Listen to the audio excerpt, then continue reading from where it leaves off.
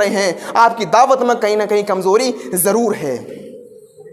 حق بات کس کو کہتے جانتے ہیں آپ؟ جب اللہ کے نبی نے کہا تھا پہاڑ کے اوپر چڑھ کر، اے لوگوں اگر میں تم سے یہ کہوں کہ اس پہاڑ کے نیچے لشکر چھپا ہوا ہے جو تم پر حملہ کرنے والا ہے، تو میری بات کو مانو گے؟ سب نے کہا قالوا ما جربنا علیک الا صدقا، ہم آپ کی بات ضرور مانیں گے نہیں، ہم یہاں سے بھاگ جائیں گے، اتنا سچا آپ کو مانتے ہیں۔ آپ نے کہا جب اتنا سچا مجھ کو مانتے ہو تو یہ سچ ہے کہ میں اللہ کا نبی بنا کر بھیجا گیا ہوں، قولوا لا الہ الا اللہ کہہ دو، اللہ کے علاوہ کوئی معبود نہیں ہے یہ کہہ دو، اس کے سامنے سجدہ کرنے والے بن جاؤ۔ تو جانتے ہیں جب آپ نے دعوت پیش کی اور لوگوں کو یہ بتایا، سب سے پہلے آپ کی مخالفت آپ کے سگے چچا ابو لہب نے کی تھی، تو معلوم یہ ہوا آپ اگر سچ بات بول رہے ہیں، حق بات کہہ رہے ہیں، سب سے پہلے آپ کی مخالفت آپ گھر والے کریں گے، آپ کے سماج کے لوگ کریں گے، آپ کے برادری کے لوگ کریں گے، اور آپ کا بائیکاٹ کیا جائے گا۔ اگر حق بات بولنے کا دل اور گردہ آپ کے پاس ہے تو بولیے، ورنہ اپنے گھروں میں لحاف میں سوئیے اور گرمیوں میں اے سی میں سوئیے، اسی میں آپ کو آرام ملے گا، اگر آپ کے اندر یہ دل و کلیجہ نہیں ہے تو۔ اور کس نے حق بات کہنے کے بعد مصیبتوں کو برداشت نہیں کیا بتائیے؟ حضرت بلال کی طرف نظر ڈال لیجئے، آپ حضرت خباب ابن عرط کو دیکھ لیجئے، حضرت خبیب کو دیکھ لیجئے، اور سمیہ کا واقعہ کون نہیں جانتا؟ کتنا دردناک واقعہ ہے۔ ابو جہل نے کہا سمیہ سنا ہے کہ تم محمد کے رب پر ایمان لے آئی؟ کہتی ہے جب تک چھپا تھا میرا اسلام، اب معلوم ہو گیا چھپانے کی ضرورت نہیں، ہاں لائی۔ کہا چھوڑ دے، کہا نہیں چھوڑ سکتی۔ کہا تیرا بیٹا کہاں ہے؟ سچ بتا دیا۔ تیرا شوہر کہاں ہے؟ سچ بتا دیا۔ پکڑ کے لاؤ اس کے پتی یاسر کو، پکڑ کے لاؤ اس کے بیٹے عمار کو لایا گیا، یاسر کو بھی لایا گیا۔ کہا اس کے ہاتھ باندھ دو، سمیہ کے پیچھے سے ہاتھ باندھ دیے گئے۔ کہا اس کے جسم سے کپڑے پھاڑ دو، کپڑے پھاڑ دیے گئے۔ کما ولدت امہا، جیسے اس کو اس کی ماں نے آج ہی پیدا کیا ہو، جیسے بچی ننگی پیدا ہوتی ہے اپنے ماں کے پیٹ سے، سمیہ کے جسم پر کوئی کپڑا نہیں تھا۔ جب عمار نے اور یاسر نے اپنی ماں کا یہ حال دیکھا تو اپنی نظریں چھپا لی۔ سمیہ کہتی ہیں بیٹے، آئے میرے بیٹے عمار، تم نظریں کیوں چھپا رہے ہو؟ میں تمہاری ماں ہوں، اگر یہ مجبور کر رہا ہے تو دیکھ لو۔ آئے میرے شوہر یاسر، تم نظریں کیوں چھپا رہے ہو؟ تم تو میرے شوہر ہو، اگر یہ مجبور کر رہا ہے تو تم بھی دیکھ لو۔ اوفو، تقریر دیکھو کیسی، ایسی تقریر کرنے والی عورت پہ آج تک پیدا نہیں ہوئی۔ اور اس واقعے کو ذرا ہمارے گھر کی مائیں اور بہنیں بھی سنیں۔ ہمیں معلوم ہے یہ آدھے گھنٹے کا خطبہ جو ہوتا ہے، سارے کام تمہارے اسی وقت ہوتے ہیں۔ ہم کو معلوم ہے تم اس وقت اپنے بچوں کو نہلا رہی ہوگی، ہمیں معلوم ہے تم اس وقت اپنے گھر کے کام نپٹا رہی ہوگی، لیکن اگر فرصت مل گئی ہو تو یہ واقعہ سن لو، بڑا عبرتناک ہے۔ اور سوچو تم نے اسلام کے لیے کیا کیا ہے۔ جتنا جنازہ اسلام کا اور شریعت کا ان عورتوں نے نکالا ہے، کسی اور نے نہیں نکالا۔ ذرا اس منظر کو دیکھو۔ ابو جہل کہتا نہیں مانے گی؟ کہا نہیں مانوں گی۔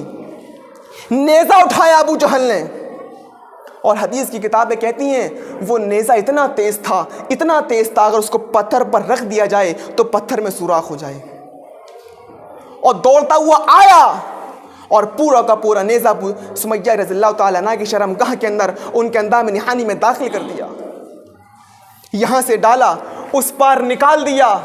بیچاری اپنے ہاتھ بھی نہیں ہلا سکتی تھی کیونکہ دونوں ہاتھ پیچھے سے بندھے ہوئے تھے، جیسے پھانسی کے پھندے پر لے جاتے وقت پیچھے سے ہاتھ باندھ دیے جاتے ہیں، سمیہ کے پیچھے سے ایسے ہی ہاتھ باندھ دیے گئے۔ اندام نہانی میں، شرمگاہ میں نیزہ داخل ہے، نظریں آسمان پر جاتی ہیں۔ ایسے موقع پر بڑے بڑے کلیجے والوں کی دعائیں یہ نکلتی ہیں اللہ میری حفاظت فرما لے، اللہ میری جان بچا لے، لیکن سمیہ کے منہ سے دعا نہیں نکلی اللہ میری جان بچا لے، اللہ میری حفاظت فرما لے۔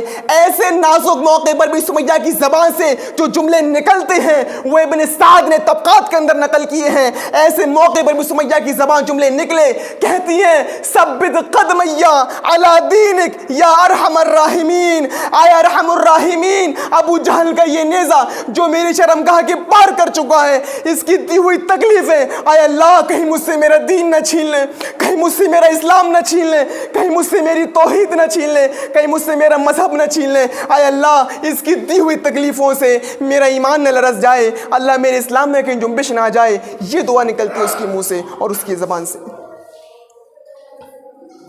یہ منظر دیکھ کر عمار کی آنکھوں میں آنسو آ گئے, یاسر کی آنکھوں میں آنسو آ گئے, اور سمیہ مسکراتی ہوئے کہتی ہے میرے بیٹے عمار تم کیوں رو رہے ہو, میرے شوہر تم کیوں رو رہے ہو؟ اللہ کی قسم ایسی تقریر کرنے والی عورت تو لے کر آؤ, اللہ کی قسم وہ جنت دیکھو مجھے دکھائی دے رہی ہے.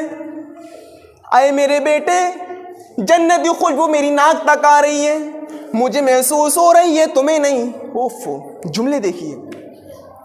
اے میرے بیٹے عمار, اے میرے شوہر یاسر, ہو سکتا ہے عورت ہونے کی حیثیت سے یہ سزا مجھے ہلکی دی جا رہی ہو, تم مرد ہو, میرے بعد تمہیں یہ سزا اور بھی زیادہ سخت دی جائے, لیکن تم پیچھے مت ہٹنا.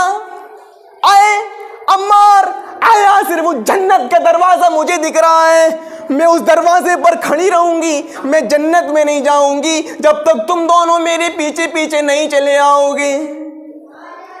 ہائے میرے شوہر, اے عمار, اے یاسر, بھٹک مت جانا, تم دونوں کو میرے پیچھے پیچھے آنا ہے.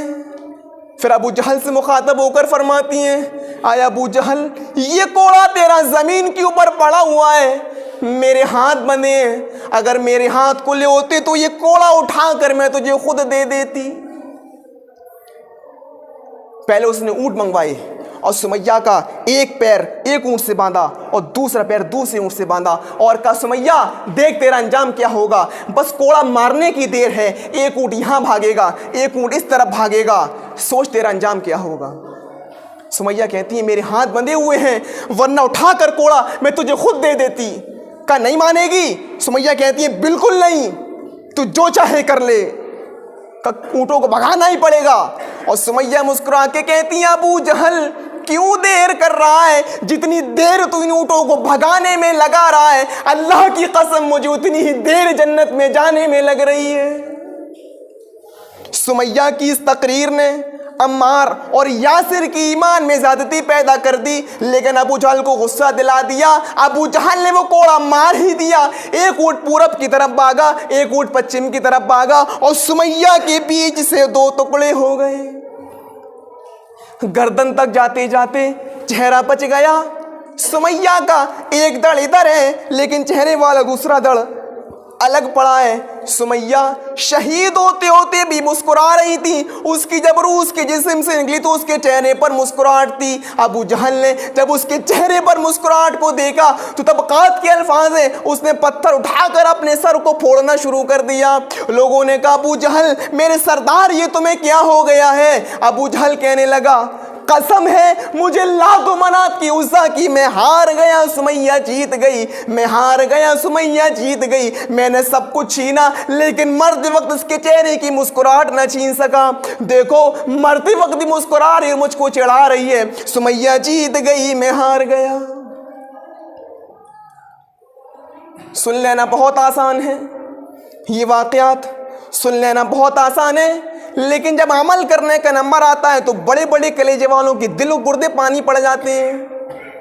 اس نے عمار اور یاسر کو چھوڑ دیا, جاؤ تمہاری ماں اور تمہاری بیوی کی میں نے جان لے لی, تم دونوں کو چھوڑ رہا ہوں, مہلت دے رہا ہوں. جب یہ منظر عمار اور یاسر نے جو اپنی آنکھوں سے دیکھا تھا اللہ کے نبی جناب محمد رسول اللہ کو سنایا تو نبی اکرم کی آنکھوں سے آنسوؤں کے موتی بکھرنے لگے, آنسو گرنے لگے. جمعہ کا دن آتا ہے, آپ ممبر پر کھڑے ہوتے ہیں اور آپ ممبر پر تاریخی خطبہ دیتے ہیں اور اس خطبے کے الفاظ میں ایک ایک کو جنتی کہتے ہوئے کہتے ہیں اے ابو بکر تم جنتی, عمر تم جنتی، عثمان تم جنتی، علی تم جنتی، لیکن فرق ہے ابو بکر تم اکیلے جنت میں جاؤ گے، عمر تم بھی اکیلے جنت میں جاؤ گے، عثمان تم بھی اکیلے جنت میں جاؤ گے، علی تم بھی اکیلے جنت میں جاؤ گے۔ این عمار، این یاسر، لبیک یا رسول اللہ، ہاں میں یہاں ہوں۔ عمار کہاں ہے؟ میں یہاں ہوں۔ یاسر کہاں ہے؟ میں یہاں ہوں۔ اصبروا یا آل یاسر فإن موعدکم الجنہ، اے یاسر کے گھرانے والوں صبر کرو، صبر کرو، تمہارا پورا خاندان ایک ساتھ جنت میں جائے گا۔ یعنی سمیہ، عمار اور یاسر تم تینوں ایک ساتھ جنت میں جاؤ گے۔ اصبروا یا آل یاسر فإن موعدکم الجنہ، تمہارا پورا خاندان ایک ساتھ جنت میں جائے گا۔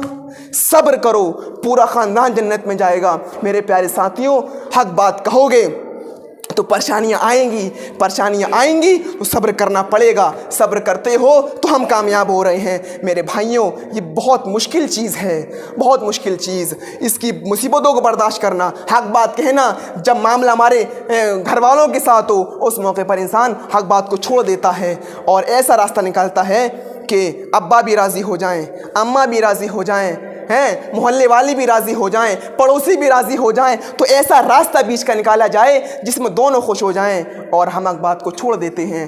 میرے بھائیوں، حق بات ڈنکے کی چوٹ پر کہی جائے گی، علی الاعلان کہی جائے گی۔ یہ چند باتیں تھیں جو میں نے آپ کے سامنے رکھی ہیں آدھے گھنٹے کے اندر۔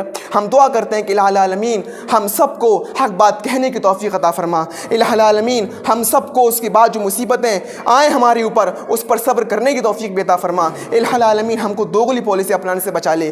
جو بیمار ہیں ان کو شفائے کاملہ عاجلہ عطا فرما، جو تیرے پاس جا چکے ہیں ان کی قبروں کو نور سے بھر دے، جب تک زندہ رکھنا اسلام پر، جب خاتمہ ہو تو ایمان پر۔ وما علینا الا البلاغ المبین، وآخر دعوانا ان الحمد للہ رب العالمین۔